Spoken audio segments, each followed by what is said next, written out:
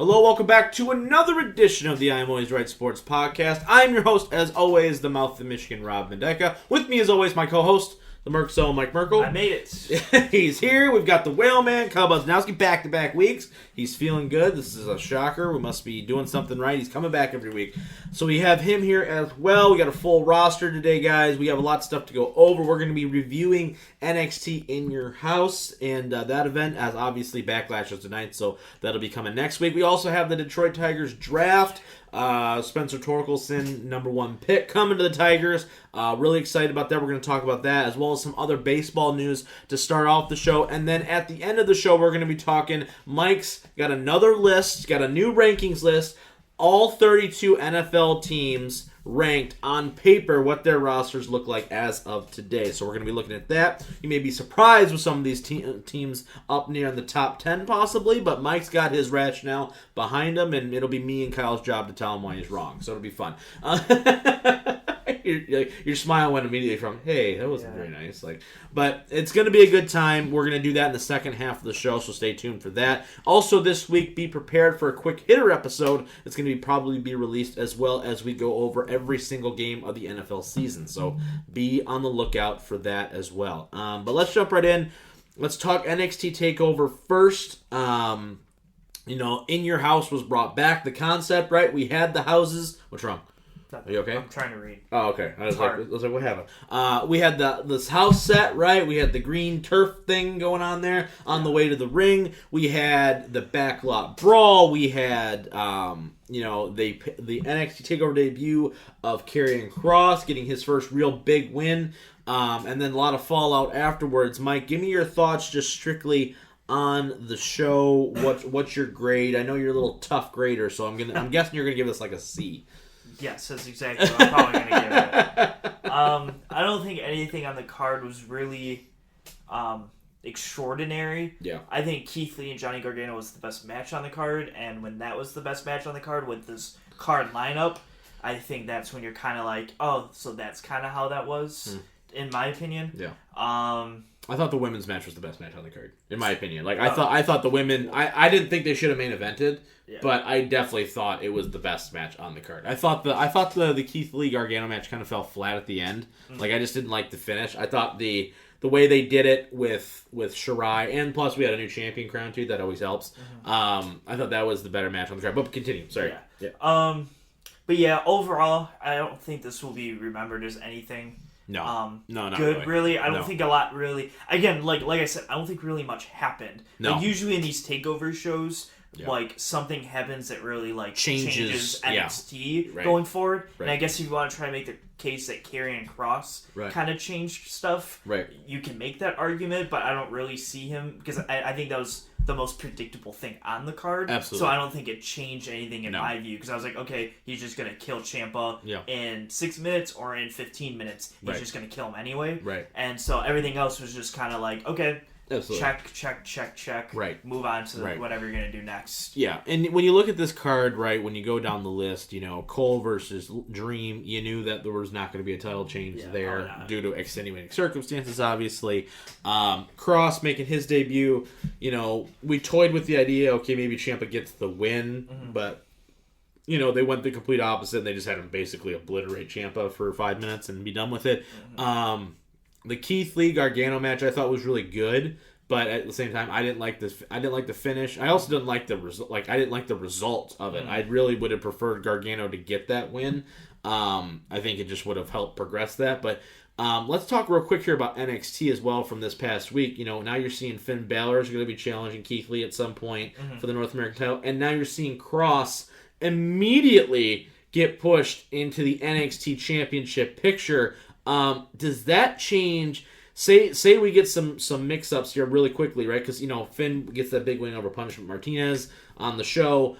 Does that help your, when you look back on this show, now that you've seen what they did the following week on NXT TV, where you go, okay, maybe does it make that card more or less palatable for you, because now you're like, okay, this is where they're going? Because I think you're setting up for what's going to be the next takeover, which could be a really, really, really good takeover. Well, that's my point, though, is I think this this one reminds me of like the movie that sets up the next great movie kind of thing, where this is the card, or this is like the minor like the Backlash and the Extreme Rules that aren't as good, but set up for the SummerSlams or whatever. I think this was that. Okay, so we're gonna have all these matches. We're gonna have Cross go over because he's going to be the next big challenger. We're going to have Finn Balor win so he can challenge. We're going to have we're going to have new champion. So Charlotte's off NXT Like, it's just a total setup for the next one, which is going to be, Cross and Cole. Great match, probably. Right. Finn Balor, and Keith Lee. That's going to be great match. So you're setting up for a lot of great stuff for the next one. But if you're just going to grade this one card, I'm like, you didn't really do anything on this particular card that was exciting. Yeah. But this is the perfect time, honestly, to have this card, is when we're in this kind of like this weird shifting, we're kind of getting a crowd back kind of sort of thing. Because of that, right? Is that this is the perfect time to really fit this card in to get set up for what is hopefully going to be a monster takeover card the next time around, for sure.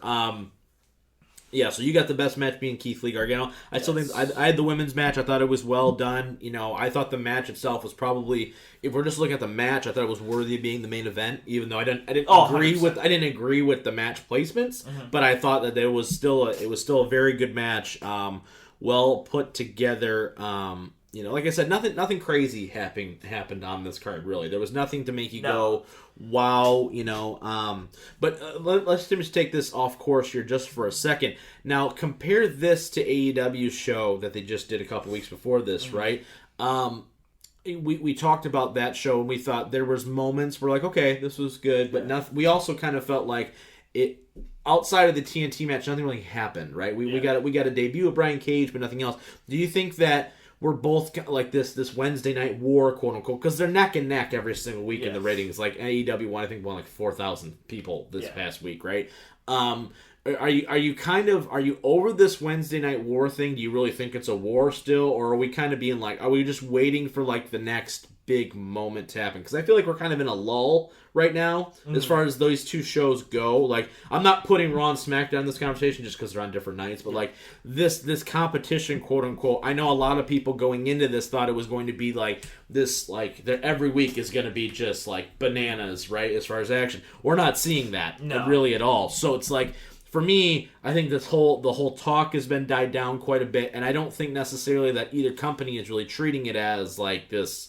All right, we got to do what we can to get I think when you look at it, I think for the war to start, I think you needed both sides to think it was a real war. Yeah. And I never thought that AEW was really like, we're going to go to war with NXT. Right. They were going to try to like obviously compete and do well with them. Mm-hmm. But like when WCW and Raw were going at it, they were legitimately like, one of us is going out of business, so we are going to... Well, that was the goal. Yeah, right. We're going to have to win this war to get the other out of business so we can keep going, kind of thing. Right. This one, it's like NXT, like WWE's not going out of business anytime soon. And AEW just signed a 4-year deal, so neither one of them are really in big waters right now of doing anything that's gonna like put them in trouble of going out of business or losing the war. So I don't think there's really ever really been a war. There's no urgency. There's no urgency, which is unfortunate to some extent because like I feel like that's when you get like some of your best TV, right? Agreed. Is when you not so much like I don't want either company to go out of business, but more like like we want to win this. But right now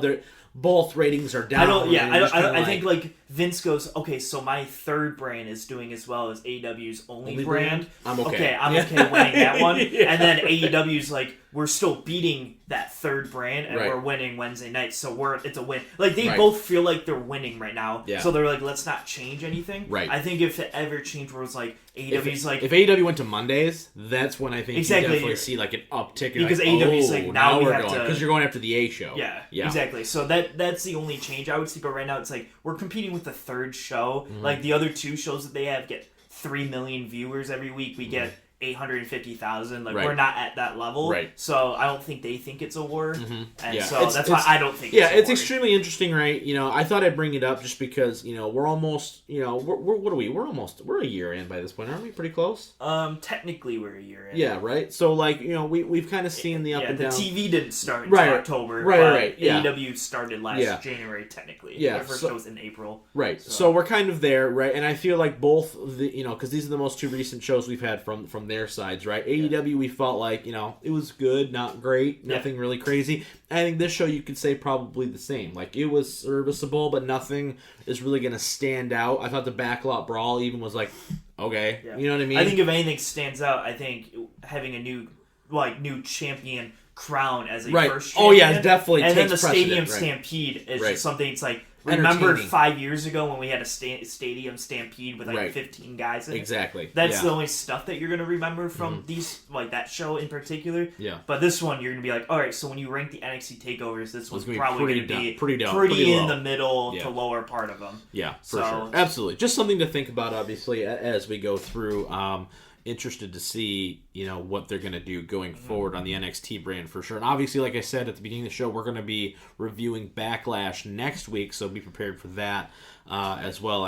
Hopefully the grades are better. We have the greatest match ever. Yeah. Hey, listen, if they give them time, they pre-taped. We don't know the results now, but like tomorrow when you hear this, you already have seen the match. But they pre-taped and edited. The Randy Orton Edge match or whatever. I heard they gave him a lot of time. I heard they gave him to really tell 25, the full story. 30 minutes or something. And I'm okay with that if it's going to be like, I liken it to Shawn and Cena in London, where they just went for 45 minutes. There was no title on, nothing was happening, but Shawn won a bit in the win, and it was like, wow, that was a really, really great match. Yeah. Like, if we can get, because you have these two guys, I think Edge is the perfect guy to pull something out of Orton. Yeah. So I think it has potential to be a very good match. You know what I mean? Mm-hmm. The problem is that there's no stakes. Yeah. It's just we're having a match because I think another thing's gonna hurt this one. You're calling it the greatest match ever. Literally 2 days ago, you had this Intercontinental Championship match, which was phenomenal. Yeah. So now it's like, okay, are you gonna be better than that match? Right.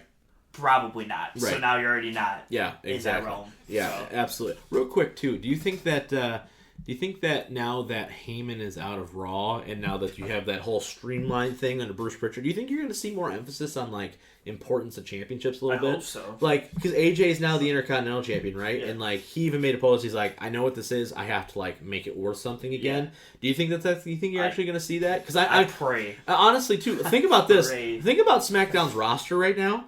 It is way deeper than Raw's. Oh, 100%. Like, look at that. Like, even that tournament. I looked at that tournament all over again. I went, well, you got Hardy, you got Sheamus, you got Elias, you've got Daniel Bryan, you got AJ. Yeah, like, you got Riddle and Shinsuke. You got Riddle, and you got Cesaro and Shinsuke and Kofi and like all those Miz, Morrison. These are all guys that could potentially be singles as well. You have a lot of talent on SmackDown right now that I don't think that they're truly maximizing that talent. Interesting to see. All right, let's shift now from wrestling. Let's go to the Diamond. Let's talk Tigers. We don't talk a lot of Tigers on this show because, quite frankly, it's depressing.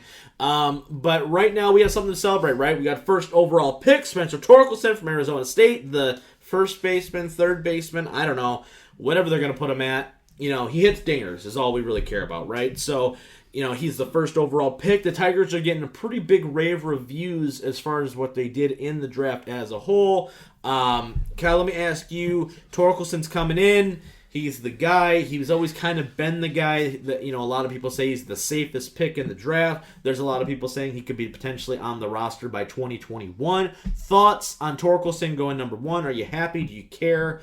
What's your thoughts? I saw it. I was working and I saw it live on the TV, and I thought it was, it was pretty cool that Tigers got the first pick. But I know that it's obviously not a system like the NFL or the NBA where you're not going to see him for a while. He might be coming out 2021, right? It's a couple of years, but it's just something you're not going to see for a while. So it's something you gotta have patience, let develop. But overall, I think it's at least better than the Red Wings where you have like something to go off of. Like with the Red Wings where you thought you were going to have pieces, but then also no, we have to. So at least at least you have like something to build off, something to look off. We know that they have a good farm system. They're not like a good team with a good farm system, but at least they have a good farm system that they know that you're building towards something. Yeah. But other than that, it's hard. I agree with you. I think it's hard sometimes for fans to get truly excited about rookies in certain sports, right? Like hockey and baseball, you don't see these guys for a couple years usually, right? Where like the NBA, NFL, it's like if the Pistons take LaMelo Ball, right, or like that, right? He falls to them or whatever. Everyone's going to be excited, right? They're like, okay, he's going to be a Piston pretty quickly, right? You know, Jeff Okuda comes to Lions. Okay, starting, he's going to play immediately. He's a guy. So, in this case, I think it's a little harder to get excited. Mike, I'm going to ask you the same question. Your thoughts on Torkelson? You know, I know you're a big fan of him. You were pretty pumped. I'm so excited. He was so pumped. I might buy my first Tigers jersey. It Right. might be the Torkelson jersey. There you go. Right. I really like this pick. I think when you, especially in baseball, when there's like It's so when so you many have people, the too. guy that Yeah. everyone's like, He's the guy. that's the guy. Like in football, when like Andrew Luck comes out, everyone goes, that's the guy. The guy. Yeah. And you're the number 1 overall pick. You're like, cool, I get the guy. Or next year when like Trevor Lawrence comes out, everyone goes, so that's like the number 1 pick, right? Like kind of thing. Sidebar just for a second. How pissed are you going to be if he doesn't go number 1? Unless it's a team that doesn't need a quarterback. Yeah. I'll be very angry. Okay. If this goes number 1. Okay, sorry. Side note. I'll wear the shades and all over again. But back to baseball. I think that picking, like, what everyone says this is the unanimous number 1 pick is great. And I also think that with our farm system, I think you can, as a Tigers fan, have some optimism. Because I think you can go, okay, you can bring these 3 pitchers up that you have. Right, you got Torkelson. So you got Mize, right, from last year. You got Matt Manning, and you have Alex Faedo. Yeah. You also have Riley Green last year, the outfielder that they drafted early on. He was their last year's number 1 pick, right? And now you've got Torkelson. You're just going to bring all these guys in basically together within a year or 2 at the same time or something. And you're just going to go, okay, so here are all of our 19, 20, 21-year-olds going to get a lot of playing time, a lot of experience, and hopefully maybe this rebuild, maybe it's going to go a little faster than people think. Right. Being able to tank and get these number 1 overall picks and really having it at the perfect time where you're getting guys like Peyton Mize and Torkelson. Right. For sure. Yeah, absolutely. Because there's some years where you're like, okay, there's not really that unanimous guy, so we're going to have to put him in the farm system for 3 or 4 years. It's going to take a while. Right. We got really lucky with picking high and being able to pick guys that can play sooner rather than later. That's what's funny is because, and we've talked about this with the Pistons, where you go like, even if the Pistons tanked had the number 1 pick, you're like, who's the number 1 pick? Exactly. There's not that There's Zion, not the Zion guy, or right? LeBron Exactly. kind of guy this So year. and I think the Red Wings, I think, are in a similar situation as well, where you go, who's the number 1 guy? Like, there's not there's not the Sidney Crosby or this guy where you go, oh, this is the guy. You know what I mean? You don't have that. So I think the Tigers are really coming in less. I think they've done a really nice job the past couple drafts of really addressing, Agreed, you know, and I mean, Mize, I know Riley Green, he was a high schooler kid. You know, he was young when they drafted him. But the point is that you're seeing the picture, and I think as a Tigers fan, you can be a little bit more excited because you're like, man, yeah, it sucks now, but you also have some young pieces that you're building off now, like Matthew Boyd. Did they re-sign him? He's another veteran guy who's in his mid-20s, where you go, okay, I got him, I got Mize, I got Faedo, I got Manning, I got pieces now that I can really kind of run with, you know what I mean, and really start to make something out of this team. Well, keeping on the baseball topic, though, your guys' thoughts, Kyle, I'll start with you on the MLB/MLBPA Players Association conversations about getting the new season started. We've basically seen that, you know, the MLBPA is like, we're not giving up any more money, right? The big point of contention, obviously, is that the league wants players to take a pay cut, because if they do resume, that's probably not going to be in front of fans, and the league is losing out on revenue, the team's losing out on revenue. They want players to take a hit, and the players are like, absolutely not. You know, your thoughts on that, and are we going to see baseball this year? I mean, I'm going to put it this way. If we do see baseball, are we going to get a full season, or are we going to get like a shorter, condensed season? I mean, it's hard when you're looking at it because I mean, I understand why the players like, no, we want the money that. Well, they have guaranteed contracts too, so it's like, I don't really care what you do. I should get paid regardless. Yeah, exactly. Yeah. Like they deserve to get paid for, you know, what they're doing. What the contracts say, they should be getting paid. But at the same time, you know, especially if you're a fan, you want to see like a season. What I personally think will happen is that there will be kind of like a condensed season. Yeah. I don't know how long exactly, but kind of a shorter season where if they can meet somewhere in the middle, then that's what I think will happen. But I kind of understand both sides. Yeah, okay, you're the MLB. You're not going to have the fans. Right. The league is taking massive amounts of loss right now because there's going to be no fans, and they're like, great, so we're not making anything right now. Yeah. Yeah. So you have that, and then the players are like, yeah, but we have contracts. We deserve the money that we're guaranteed. Right. So I mean, I understand both ways. I think there'll be a shorter season, But that's just me. I don't really know. Yeah, it's going to be tough. We heard just a couple of yesterday or day before that, like the MLB released a statement basically saying the MLBPA is not acting in good faith, and they've had offers on the table. They're just like, no, and then you see players responding and going, that offer was rejected immediately as soon as you sent it. We just said no, and you just didn't want to accept that. Mike, same question to you. If we do see baseball, we see in a condensed season, what are your thoughts? Are you siding with the players here? Are you with the league itself, where you're just like, I just need baseball to be back? What are your thoughts? Well, I'm probably the least indifferent because I think baseball is probably the one I watch the least amount of. Probably. Out of the big four. Yeah, I watch hockey playoffs the most, and then obviously the NBA and NFL I'm pretty diehard to. Yeah, for sure. So the MLB is probably the least on my list. Mm-hmm. But I think the owners really need to get this going back up however the players want. I think you really have to follow what the players want on this one, because if baseball is dying very quickly, and if you don't have a season, you might never have another season. Because people are going to be like, especially when the NBA comes back, you're going to have 2 NBA seasons basically before you have another MLB season. And you're going to have 2 hockey seasons before another MLB season. People are going to forget the MLB happens in the summer. And you see teams like Detroit where Comerica Park ain't coming close to capacity, right? There's nobody at these ballparks anymore. It's so hard to justify going there because it's so expensive just to go to a game, get the parking and everything. Even the $13 nosebleed seats. I still got to pay for parking. I still got to buy food. You know what I mean? It's still an $80 expense just to go there. And when you see a bad product, and because baseball is so one-sided, it's either you're really good or you're terrible. There's not a lot of in-between. And if you are in between, you're almost like, okay, we need to start sucking because we're not going to be up in this upper tier. So I liken this a lot to when the NHL went on strike quite a few years ago. Where it was like the NHL was kind of like no one really cared, you know what I mean? And then they brought it back, and it's kind of been rejuvenated a little bit.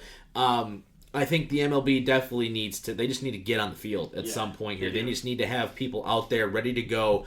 I understand from the league's perspective, they're like, well, you're not playing in front of anybody, we're not generating any revenue, but at the same time, you're like, you can't expect the players to go, oh yeah, that's totally fair, because then you putting your body on the line, you're going out there every night to play. I blow out my knee, I'm done, and I'm taking a pay cut, so I lost all this money, and I can't recuperate that now, or anything like that. There's a lot of problems. Well, I think you have to think in the long term. If you're an owner, this year you're going to get a loss, but every company gets a loss at some point. Right. But if you think in the next 10 years, it's going to be gain when the fans come back, and you got these players out there. And think about this too, if I think they'd be better served to condense the season, because I think it would make the urgency for people to watch, even if they're not at the stadium, to go, and I think they'd pop a bigger number, because you go, okay, if say they go from 160 games to 100 games, and you go, okay, there's a little bit more sense of urgency now, where my team can't go on a 10-game losing streak and still be in it. That's a tenth of our games right there gone. You know what I mean? So I think it'll force people to go hey, we're already halfway through the season, and we're only a month in, kind of thing. You know what I mean? And I think it's going to force some people who are diehard fans to go, hey, maybe this will shake things up a little bit, and we'll see a team that's kind of in that middle area kind of rise up, or you'll see a Tigers team be competitive, for a good chunk of the season before they eventually fall off. But you know what I mean? So there's a lot of different variables here. I hope we get baseball back at some point. I think a condensed season would definitely help. It would just be I think that may even help with the money talks as well. Be like, hey, maybe if we shorten the season a little bit, we'll pay you your same salary, but or your average per game salary, but for a shorter season. So they're technically taking a pay cut, but they wouldn't notice because they're putting, they're still getting paid the same amount per game. I don't know how it's going to work. I don't get paid to make those decisions. But it's going to be interesting nonetheless. Okay, after the break, we're going to get into another famous Michael Merkel ranking. We're going to have all 32 NFL teams ranked 32 all the way up to number 1 based off of their rosters on paper. Not how they play necessarily. We're going to put some caveats on that, but how they look on paper. So if you're a Lions fan, you're probably not going to be super thrilled about this ranking list. If you're a Baltimore fan, I'm sure you're going to be super thrilled with this list. All that after the break. Stick around. Hey guys, it's the Mouth of Michigan, Rob Mendyka, just reminding you once again that we have a brand new clothing line out at belowthecollar.com/ I'm Always Right PC. The easiest way to get the merchandise to support the show is to go there, belowthecollar.com, get the official logo shirt. There is more merch coming. I promise you more designs are coming your way pretty soon. Also, make sure, if you haven't already, to subscribe to the YouTube channel. Just go to youtube.com and look up I'm Always Right Sports Podcast. You can see every episode live as we film it, as well as you can see any and all I'm Always Right 24/7 title changes. Spoiler alert, episode 80 had one, and Kyle is the new I'm Always Right 24/7 champion. He finally did it. Me and Mike finally decided to give him a run with it for once in his life. All that great stuff, all at our YouTube show, as well as you can look at and you can say, where else can I find all the great content for I'm Always Right Sports Podcast? Well, you better go to I'mAlwaysRightPC.com, where you can get the show, the YouTube, all that good stuff, all in one convenient location. Thank you so much for the support. Now here's part 2 of episode 81. And welcome back to part 2 of episode 81. The countdown to 100 is officially on. All right, Mike, let's jump into it once again. We haven't had one of these in a little while. The patented, the esteemed, the something. Yeah, we're all about to go, Michael, you're so wrong about all of this. And I'm going to go, guys, I swear I have an explanation. To be fair, I also didn't do this at 1 a.m. last night either. Yeah, sure, or whatever. Point being, if you've been a fan of the show, you've been listening to the show, you know that every once in a while, the sports world gets a little dry. So that is when Mike comes in and he goes and does a deep dive on rosters, on schemes, on players, on teams, all that good stuff. And he really goes in, especially in the NFL, because there is a lot of turnover usually in the NFL, more than a lot of other sports, where it's almost immediately, it's an immediate impact in a lot of ways. So Mike, give me an explanation. What do you have here? You got the laptop. That means I know you mean business. What do you got? How have you ranked these teams? And tell me why the Lions are too low already.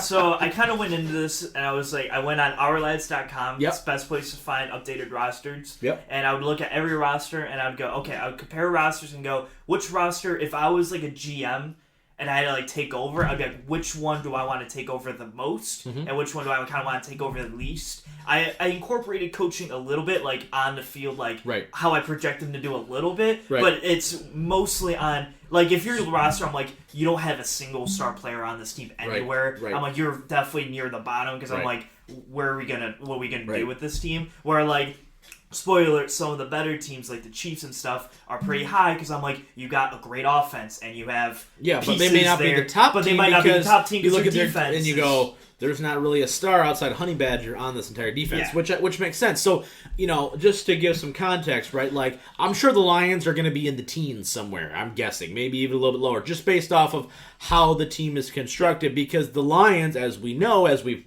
before, we've talked about how they're definitely going to rely upon scheme and doing things as more of as a unit, where they won't have Baltimore's roster, because Baltimore's just going to be stacked with talent. The Lions are more, we have talent to fit the scheme that wants. So Trey Flowers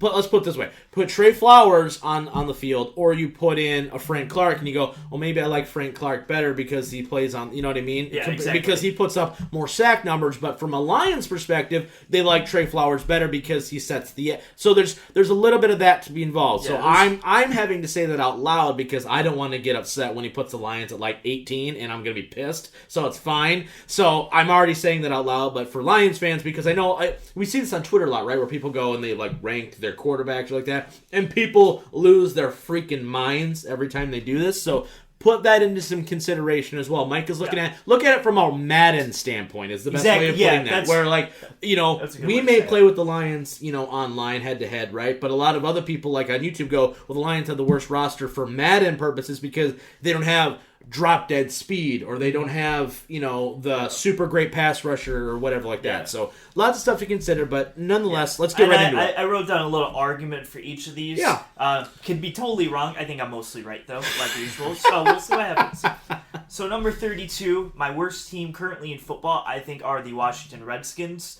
I'm already honestly shocked. I'm not gonna lie. Really? I thought you'd have Jacksonville. Jacksonville's pretty close. Okay. They're 31. Okay. Spoiler alert. Okay. I only put Washington there because, in my opinion, I think that Gardner Minshew is a little better than Haskins. And I do like Washington's defense, but they lack a star quarterback. Their offense has serious depth issues. Like, outside of their ones anywhere, it's like you don't really have another two anywhere really on this team. And outside of Terry McLaurin, their wide receiver, you don't even have another really receiver on the team. Ron Rivera didn't get the nod, though? You didn't think that pushed him over Jacksonville? No, because I like pieces that Jacksonville has. Yeah, okay.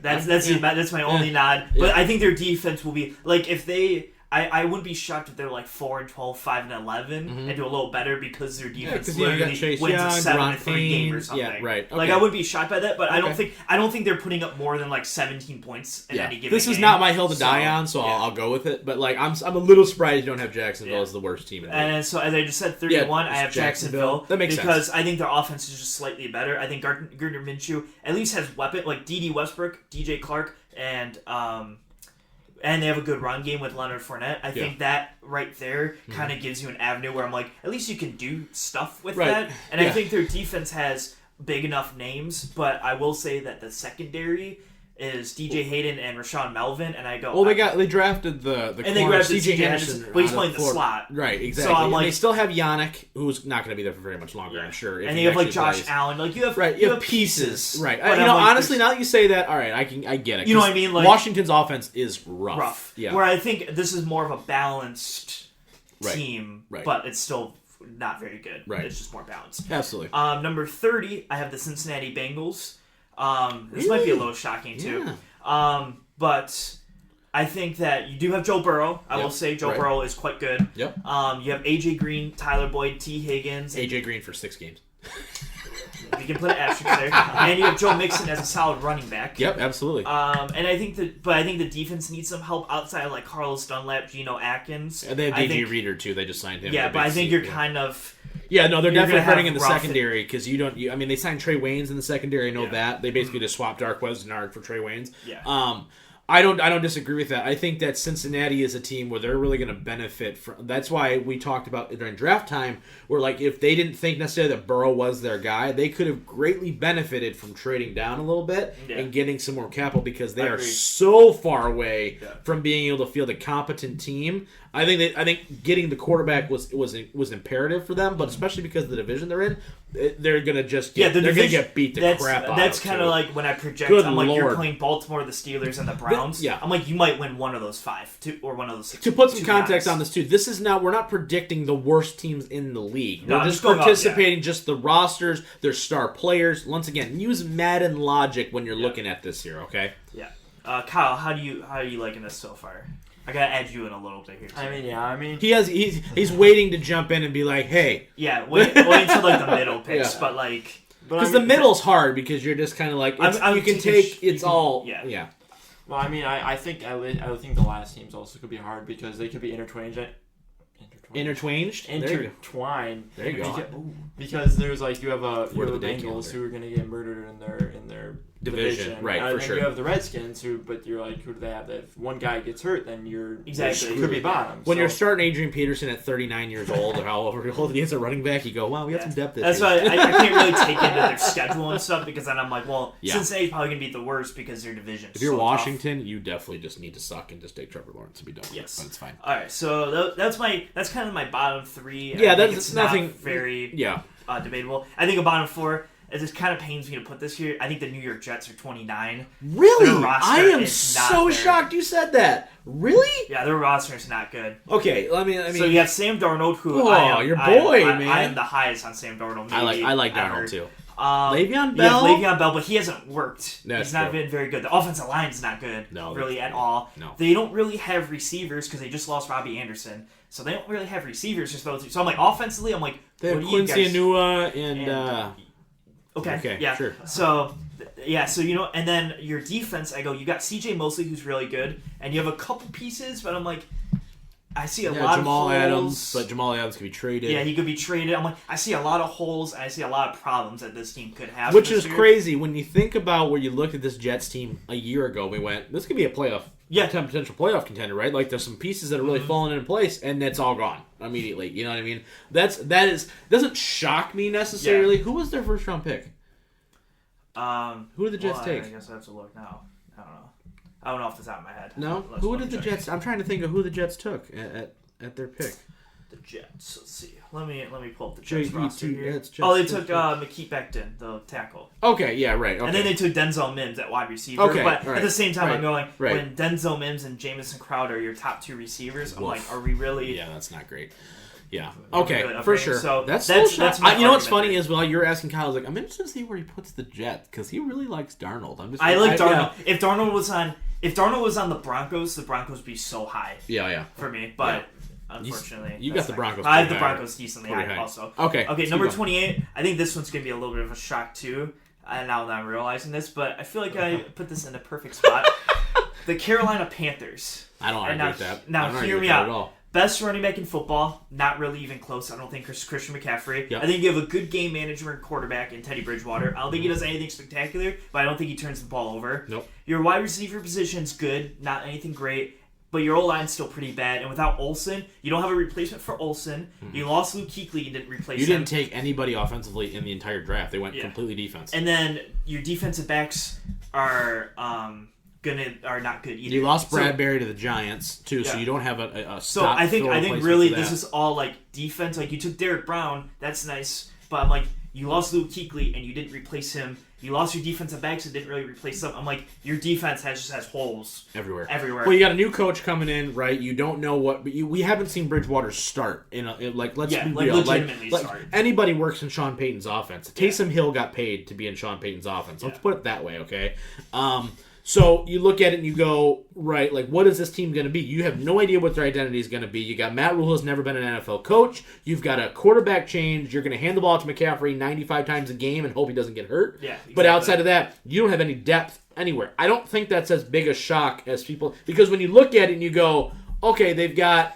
I think like when you think, and you go, okay, cool, exactly. But that's all you have. After that, you go, there's not a lot there. They're not going to be a good football team this year. I'm Teddy Bridgewater is going to be in that division, average at most. Yeah. Well, when you're playing in that division with the Saints and Bucks too, where spoiler, they're pretty high up there too, and even Atlanta, I have a couple spots up here too, where I'm like, that's pretty tough to go into.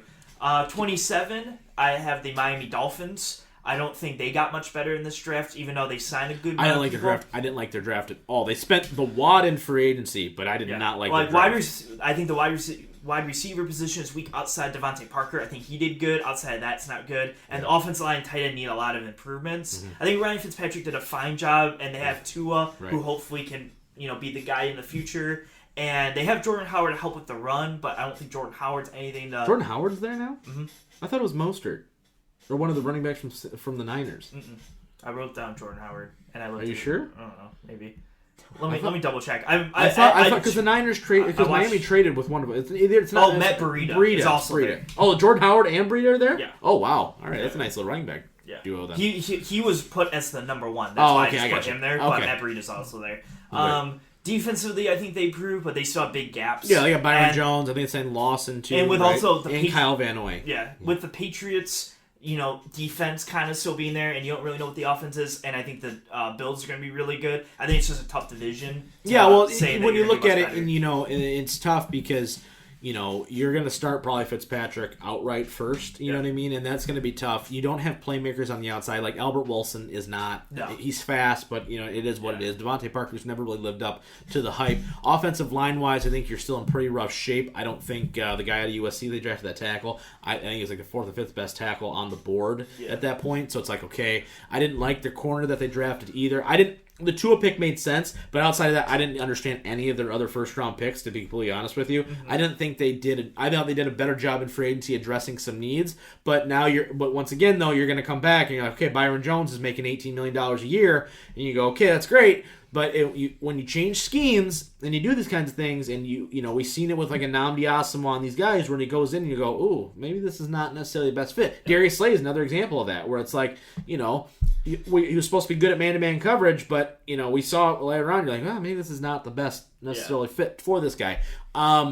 Doesn't shock me. I think Miami's a team where it's like, if you come out and you win 7 games next year, then okay, you know what I mean. 26. Right after that, I got the Las Vegas Raiders. I think their offense is just a tiny bit better than Miami's. Mm-hmm. And with the addition of Joyner, and a pretty good front seven. I think they're just like a little bit better than Miami, but I think they're about that Miami range where you're not like anything special, but they're waiting for their quarterback is what they're doing. Yeah, that's all they're doing. They took like Ruggs. I didn't like the corner. They took it all out of Ohio State. Like I didn't even see him coming even close to the first round. They once again speed. But the defensive front, it looks good. I think they're waiting for Derek Carr to suck bad enough where they can justify getting rid of him. I think that's half the reason why Mariota's there. Is big thing. I think Gruden wants to get a little more creative on offense, and I don't think Derek Carr is the guy to do that for him. Yeah. 25, I have the Atlanta Falcons. Now, the offense is not the problem with this team, I don't think, at all. You have Julio, you have Calvin Ridley, Matt Ryan's playing pretty well. Yep. And you now added Todd Gurley at running back, who has been a very good running back. I think could be a solid running back. Low risk. Yeah, it's just a low-risk pick. The problem I have is their lack of defense. Outside of Keanu Neal and Deion Jones, they're hurting for star power and playmaking ability on that defense. You don't have anybody. They don't really have anybody of name at all. They took A.J. Terrell, and that's a terrible. And when I say nobody of name, like I'll talk about the Bills and Titans in a little bit, where I'm like, you don't have that big name, but all of them are very solid players. Yep. I think they just don't have solid players and no names. Like it's just kind of like they're just kind of people there. 24 of the Houston Texans. You have Deshaun Watson, J.J. Watt, and then outside of that, you got rid of D-Hop. And outside of that, I'm like, name me some of those players you got. Not going to hear any complaints from me. 23, this one might shock people. I got the New York Giants at 23. I think the offensive line got a huge tune-up. I think they have one of the better running games, or the second best running back in football, probably with Saquon Barkley there. Yep. Good wide receivers, solid tight end Evan Ingram. Defense isn't great, but you got guys like Dexter Lawrence, DeAndre Baker, and Dalvin Tomlinson there, and if Daniel Jones can show up to the hype, I think they're 2 years out from being legitimate contenders, but I think they're building something. I think that they've made some trades that I think a lot of people were confused by for a little while there, but I think that it's slowly but surely coming together for New York again. 22 Chicago Bears. I don't think the offense is going to be very good, in my opinion. It's going to be terrible. I think at quarterback, you're in a rough spot. You don't have many weapons. Defense is going to have to carry through a lot. I think you're going to see this team more as like a Pittsburgh Steelers from last year, where it's like if the defense isn't winning games, you're not going to be winning games. But I think they have the ability to win games. Yeah, it's going to be tough for them to, because when you look at this team, you got Allen Robinson, and then I think Matt Nagy is in a weird spot where I don't think he knows what to do almost. I feel like that last year in their offensive wise, they were like, Tariq Cohen is a playmaker for them. He barely saw the field. And I'm like, dude, what are you guys doing? You know what I mean? Like, I just felt like he was trying to like change too much about the scheme he came from almost, and it's weird. I don't get it. Yeah. 21 is probably the lowest this team's ever been put on a ranking. I think the New England Patriots are about 21. They didn't do anything offensively. They're in terrible cap situation, and they drafted a guy no one's ever heard of in the first round. That's just kind of like without Gronk and Brady. Like when Brady is there and your offense isn't producing, now you're losing that player. But you lost half your starting defense too. Exactly. This is the team where I think I would have put them way lower if they didn't have Bill Belichick. But I kind of believe in Bill Belichick to kind of figure out something to work with this team. They'll win 7 games. Yeah, somehow. they'll win 7, 8, 9 games. But here, look at this team. Look at them, right? Yeah. You don't know who your starting quarterback is going to be legitimately. I guess Stidham, but you don't know what he is, right? You've got Gilmore and the McCourty brothers. That's it. Defensively, you lost Van Noy, Collins, Shelton, and Harmon all in one day, basically. Yep. And you didn't address. You have no wide receivers still. Yeah. Mohamed Sanu and Edelman, great. Harry, but you're once again who's throwing the ball, and you have Sonny Michel, but your offensive line, you're probably going to lose Thuney after this year, and you're in cap hell right now. It's not good to be a New England Patriot right now. Yeah. Number 20, got the Indianapolis Colts.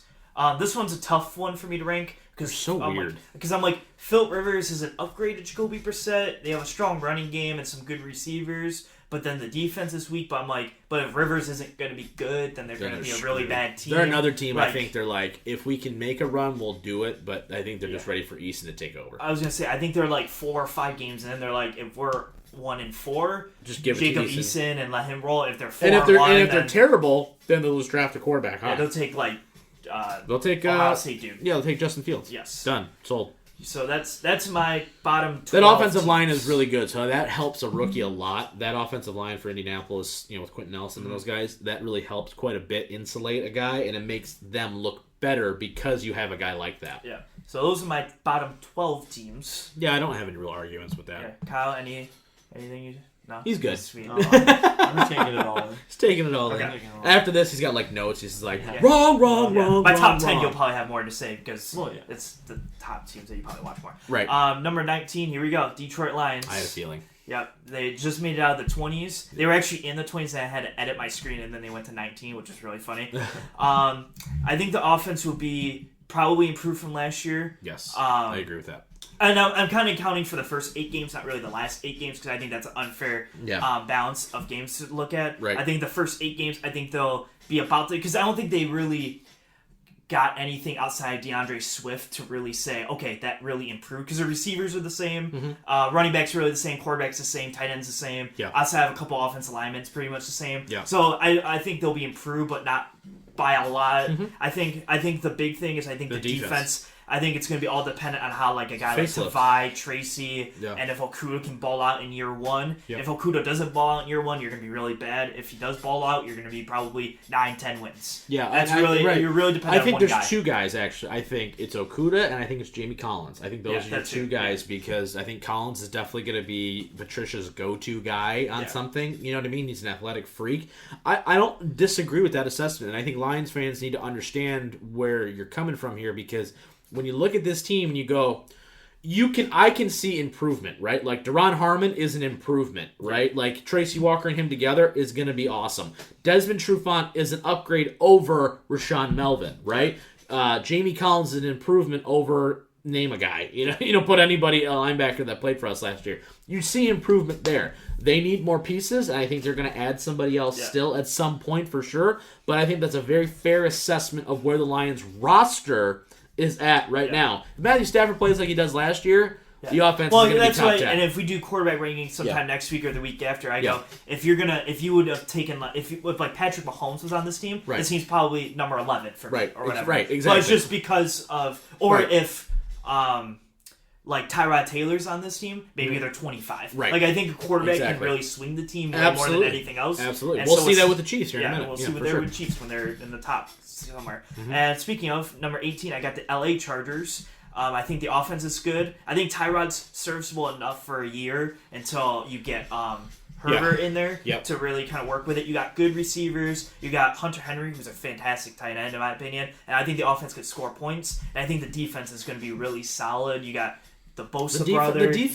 The defensive front really underperformed last year too. I think like the whole defense as a whole. You know, Derwin James got hurt early, which did not help. Right? I think he broke his leg last year, right? So that doesn't help your cause much. They signed Chris Harris from the Denver now too. You still have Casey Hayward there. You've got Desmond King. There's a lot of pieces in the Chargers where if Herbert's the guy to put it together.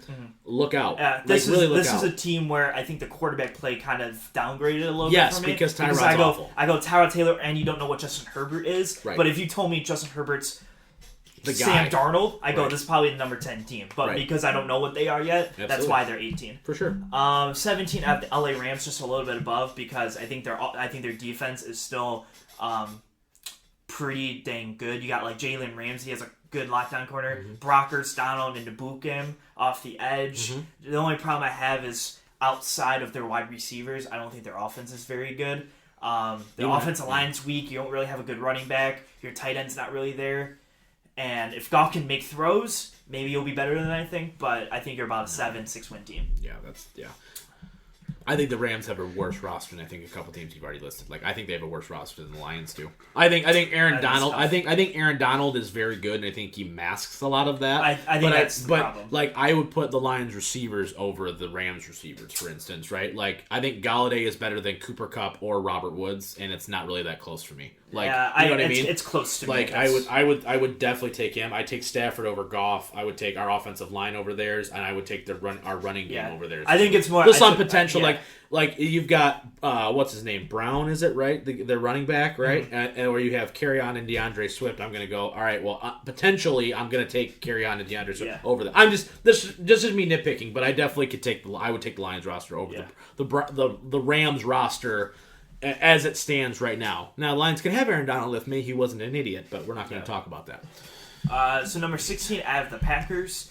I think you have to look at a 13-3 team last year, and I think they had an awful draft. But I think when you're 13-3, you can't be worse than the teams that are below you right now. No. Because I think you had to have done something right to be 13-3. Yeah. Whether it be because you can't luck into 13 wins. Mm-hmm. That's literally impossible to do. No. So I think now if you go back to the line and go 9-7, I still think you're better than just about every single team I put below you. Mm-hmm. I think offensively you got Rodgers, Aaron Jones, and Devontae Adams, who are a three-headed monster on that offense. I think defense, you legitimately have some guys like Preston Smith, Kirksley, and Zadarius Smith that really work, and a decent to good secondary. Mm-hmm. So I think this team really has potential to be very good, but it's going to implode. But it's definitely going to implode. It's definitely like if Rodgers gets hurt, they're absolutely up Schitt's Creek without a paddle. Like, oh yeah, absolutely.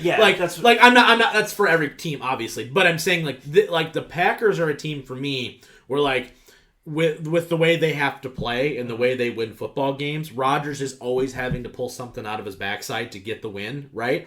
I don't like this team. To me, is not going to go 13 wins this year. No, I don't like. If they hit 10, I'll be like, all right, like that's what I think. That's where I think that's where they're going to be at. You know what I mean? So for me, it's like I look at once again the regression to the mean. I go, they won a lot of close games last year. They lose a couple of those this year. I think that's where they're going to. They'll still probably be on the fringe of a playoff spot. Yeah. But if Rodgers goes out and is just like dominant like he used to be, they'll win 12 games. Yeah. If he's not, and he's what we've seen the last 2 years, they're going to win 10 games, 9-10 games. That's where they'll be.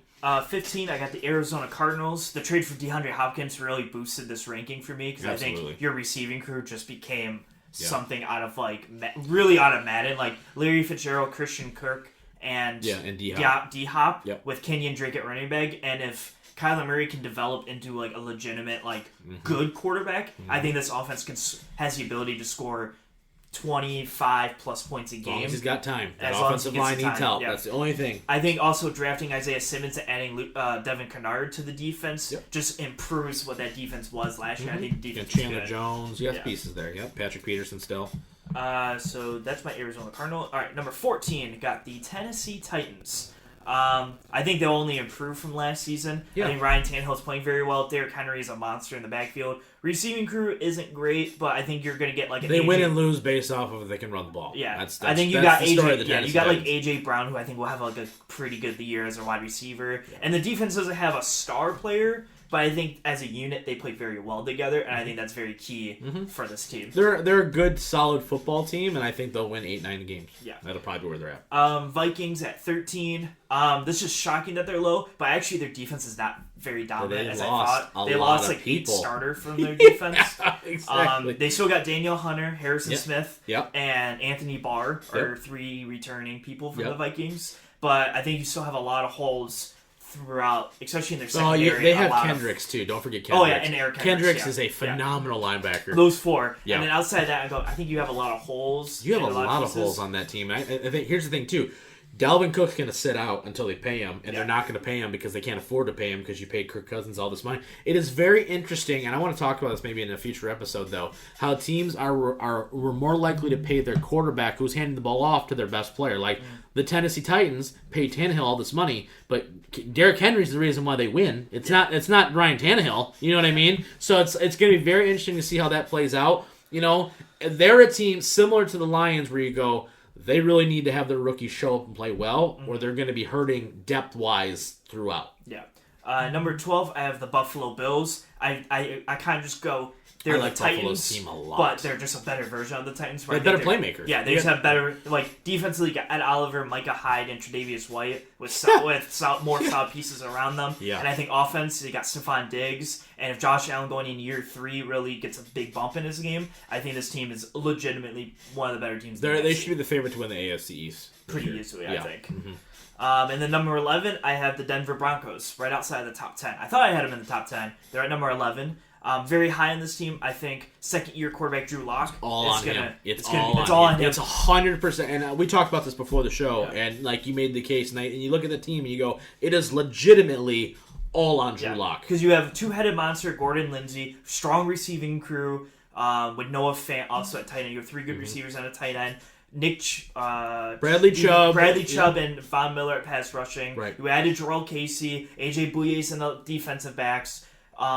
It's really on Drew if Lock. Drew Lock is good. And Pat Shurmur is the perfect guy to get something out of him. If Pat Shurmur can get something out of, like look at who he's really been with. I mean, like, he got something out of Cousins. He made Cousins look okay. He made Bradford look okay. Like, he's done a lot. He can make Drew Lock look okay to good. This team's going to be very good. Yeah. It's Denver's got it. The problem is they play in Kansas City's division, which sucks. So they'll be like a 6 seed or something. But if Drew Lock can be the guy for them, they're set up very, very well. Yeah. Agreed.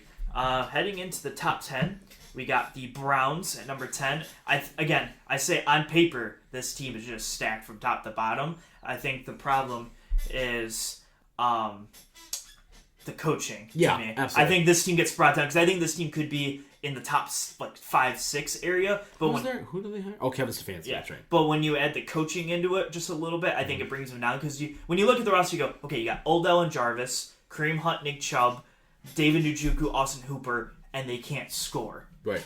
Like, how is that even possible kind of thing? Sure. Yeah. You have Greedy Williams, Denzel Ward, Myles Garrett on your defense. Like, your team is just stacked bananas with players. Mm-hmm. But then at the same time, Grant Delpit, too. Grant Delpit, yeah. I'm like, you got stacked galore with players, but at the same time, like, you're 6-10 somehow. Yeah. And I think it's Baker. I know. It's Baker. Yeah. It's Baker and the coaching. Yeah, I think for if they get better with that, I think this team can be even higher than 10. It doesn't help to, once again, they're also another situation where you go and you look at that division and you go, and they're also playing the Steelers and the Ravens. Playing the Steelers, Ravens twice, and I think Cincinnati's going to give them a fight. Like, we have Cincinnati pretty low on this list, but Cincinnati, I think, is still going to give them a rough that's go. What I mean. Cincinnati's going to be at 3-13, but we'll give everyone fights. But I don't think they're good enough to win these games. I think these top teams are going to be able to win games. Okay, so going. Number 9, I got the Steelers. I think you saw last year with a third-string quarterback, with Juju getting hurt, this defense really just carried, and they went 8-8 with Duck Hodges playing quarterback for them. So I think when you bring back Big Ben, when you have Chase Claypool and Juju on your wide receiving roster with James Conner, and this basically the whole defense coming back, Devin Bush will be there. Yep. Kyle's Michigan guy. Michigan. I was waiting for it. That's funny. I think this team was actually going to be very solid next year with all that talent coming back. And Mike Tomlin's a great coach, so that really adds to it. Very good coach. Number 8, I got the Eagles. Absolutely love this roster. I think the offense is going to be very explosive, if healthy. I'm going to assume that they stay healthy, but you have to. But they never stay healthy. They have very good receivers. I think Carson Wentz is top 3, 4, 5 quarterback, wherever you want to put him. You can argue any of those spots, I think. Defensively, outside of the pass rush, I think this team's in a very good spot. Their secondary is not. Their secondary. You got Darius Slay, and then there's a massive drop off. Yeah, I agree. I don't think the defense back is very good. Linebacking is. They're gonna miss Malcolm Jenkins too. They will. They're gonna miss him quite a bit. Linebacking crew is good. Sorry. It's like okay. Yeah. But I think their pass rush is really going to help. Well, their offense needs to carry. And their offense, what it is. It's what it needs to happen. And you have Doug Peterson. You have Wentz. You need Wentz to go out and throw 35 touchdowns. Is what you need him to go do. And I think they're good. I think they can. Do that, I agree. That's why I put him there. Yeah. Also, their running back situation is not very good, but I think that you can, as long as you get like 2-3 yards to carry, I think you can be fine with Carson Wentz there. Yeah. Next, number 7, I have Seattle Seahawks. This is literally as high as I can put this team. I've like made arguments against every other team, but I'm like, there's 6 teams definitely just better roster wise than them. Right. I think their offense is very good. I think they got great running back, Chris Carson. I love Chris Carson. They signed Carlos Hyde. Receivers, you got DK Metcalf, Tyler Lockett, and Philip Dorsett. If you want to add that in the slot, their offensive line is going to be an issue, like it always is. But with Russell Wilson, you kind of makes up for that. Defensively, outside of the pass rush, I think the team's pretty good. I think you have pretty solid defensive back play and pretty strong linebacking core, I would say. Yep. But their D-line and O-line are going to be your big, especially the pass rush. The trenches are going to be the very rough spot, and that's why I can't put them if they sign Clowney back for whatever reason, I put this team like at number 6 or 5. Yeah, it's a little higher for sure, and I think you're looking at you're still looking to me the way Russell Wilson played last year. I know he kind of faltered towards the end, but if he can kind of get a little bit more, just like he doesn't need to go bananas in the first half and then be like meh the rest of the year. Like if he can just be solid and be him all year, you're looking at an NFC Championship contender. Yeah, absolutely. I agree. Number 6, I have the Buccaneers. I think. Big change from 1 year, eh? Yeah, I know, right? They got some massive upgrades, as we all know. You get Brady and you get Gronk on that team. They have a great receiving core, like a fantastic Jameis receiving Winston core. threw 30 touchdowns, so clearly they can't be that bad. So they can't, exactly. They have a solid running attack, pretty good O-line, and of course they added Brady, like I said. Defense has potential to be a top tier. It's underrated. We went through this a couple weeks ago, and we're like, man, that defense, and we looked at it and go, is it though? Like Levante David, you've got Sean Bunting back there. You got Sue's still there. Sue right? there. They have another guy too. They got Lawson too, right? Yeah, they got Lawson there. Shaq. Like there's some pieces on the set. I think a lot of this is gonna rely on Brady being able to beat Brady, because I think if Brady has any kind of decline, I think this team. Yeah, if Brady throws 22 touchdowns next year, they're not making the playoffs. Yeah, but because the way the NFC is set up. But if he does what he's been doing and doesn't show much decline at all, I think this team's pretty set to be really good this year. Yeah, absolutely. Now we're heading to the top 5. Number 5, I have the Dallas Cowboys, and this is one of those teams where on paper this team is just stacked everywhere. Gross. I think they personally have the best linebacking crew in football. You got Van Der Esch, Smith, and Sean Lee. I think those three are just, as a linebacking crew as a whole, are very good. True that. What else do I have here? You got DeMarcus Lawrence still. Yeah, you got DeMarcus. You have a great pass rush. Your secondary is still pretty good. It's not as, I don't think it's as good as last year. Yeah, Jordan Lewis is there. Plays a nickel, so obviously.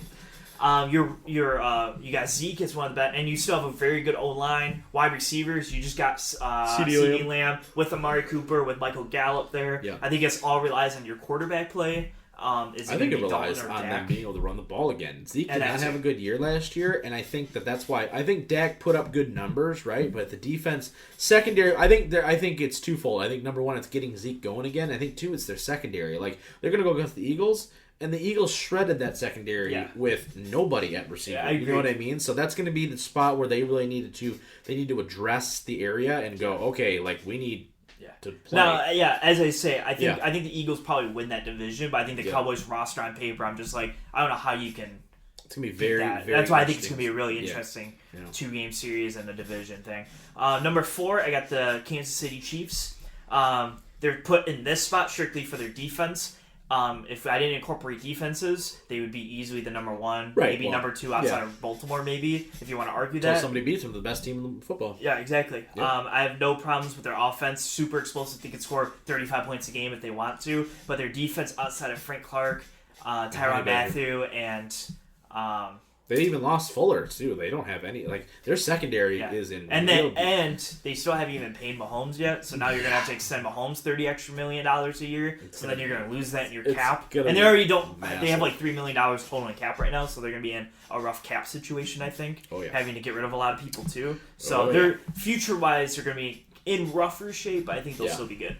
Number 3, I got the Saints. I think you have the best receiver in the game. You have a star running back. Quarterback's still playing good. I think he's on the decline. They got good Tomlin, too, because they got Emmanuel Sanders, too, coming in. Yeah. That's not bad. And I think the defense is strong all around the horn. Not many weaknesses on the defensive side. No, it's nice to look at a team and go, there's not like a glaring... Like, they don't have maybe the best... But they don't have anything where you go, wow, this is really bad. Yeah, that's a whole. Yeah, like everything's at least like good to somewhat solid. serviceable. Yeah. I think this team has been the favorite out of the NFC for like the last 5 years, but not being able to get it done. But I think the window's closing, so I think with the next year or two, it's gonna kind of fall down. It's Drew Brees needs to happen. It needs to happen now. Yeah. Number 2 out of the 49ers. I think they're the best overall roster in the NFC. It's hard to really find a weakness on a team. I kind of like the Saints. Yeah. They have an amazing D-line, stud defensive backs. They have a dominant run game, as we saw in the NFC Championship game, where he literally run for 850 yards on the Packers. And they could just win in so many different ways that I just think it's really tough to either beat them on the field or just on the roster-wise. It's really hard. Yeah. And then, obviously, if you guys have been keeping track, number 1, I have the Baltimore Ravens, because this team just keeps getting better and better somehow. Yeah. And it's okay, so they might be one of the best rushing teams I've seen in 10, 15 years, and they add J.K. Dobbins. They have a great linebacking crew. They add Patrick Queen and Malik Harris. Oh, you need a pass rusher? Okay, Calais Campbell from the Jags. For nothing, by the From way. nothing. For nothing. And it's like, okay, so now we need defense back? All right, cool. Marlon Humphrey, Marcus Peterson, Earl Thomas. I'm like, give me one weakness on this team. Right. Like, No, really. like, legitimately, though, this team is... And Patrick Queen fell to them, and they were like, oh, I guess we'll take the best linebacker available. Yeah. Like, it's just one of those things where if Lamar can stay healthy and they just do what they do, you know what I mean? Fine. And they'll be fine. And it's going to be... I really hope we see a Baltimore-Kansas City AFC Championship game. Like, Please. that would be a dream for us, and then really. Can we get the Seattle 49er NFC Championship that we deserved from last year? And then I would be just in all my joy. To be fair, I would like to see a Lions versus whoever in the NFC Yeah. Championship game. Yeah, but that's not realistic this year. Shut up. Let me dream, damn it. No, dream. yeah, it's, hey, listen, man, They're number 19 on my rating roster. that's fine. That's okay. Stafford was an MVP candidate last year. That's all I had to say about that. I'm just saying. He was. Anyway, point being, that was a great list, though. It really was. I think that, looking at these teams, with just looking at them on paper, you go, wow, there's, I will never approve of a Dallas Cowboy team being in top 5 of anything except for biggest choke artists. So that's my only complaint, I think, I have with the team. Roster-wise, you're great. With the team. But besides that, though, I mean, honestly, it was a really good list, though, for sure. Our camera even died. I mistimed our show, so it's going to be just our logo for the YouTube show today. Oh, that's so sad. I was so happy saying all these top 10 teams. I was like, yeah, the Seahawks, Huge the Eagles, well, not the Cowboys, the Niners. Oh, I hate the Niners too. The Ravens, yeah. yeah, okay. It's going to be interesting for sure. That's going to be the list. Obviously, if there's any big news as far as signings go like that, obviously those may change a little bit, but right now, like if the Lions sign Clowney, then obviously that bumps them up a little bit. That would definitely bump them up. They're not signing Clowney, but point being, great job as always, Mike. That's going to be it for this week's episode. Next week, obviously, we're going to talk Backlash. We'll probably talk something else. Maybe Kyle should make a ranking. For NFL teams?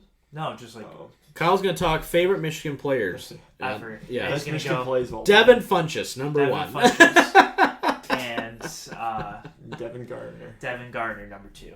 Yes. Devin Gardner. Denard Robinson. He might be my favorite. Shoelace. All right. That's going to be it for this week, guys. For the Wellman, for the Merc Zone, I'm the Mouth of Michigan, and we will see you guys, as always, next time.